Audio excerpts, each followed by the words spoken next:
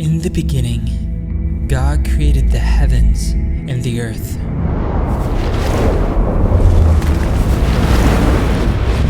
There is only one who is eternal, without beginning and without end. He is everlasting, and He is before all things, and in Him all things hold together. The vast beauty, impossible complexity, and perfect harmony of everything made declares His glory and leaves us no other choice but to acknowledge the Creator.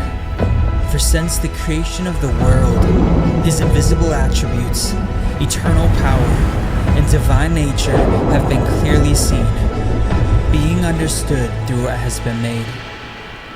So we are without excuse.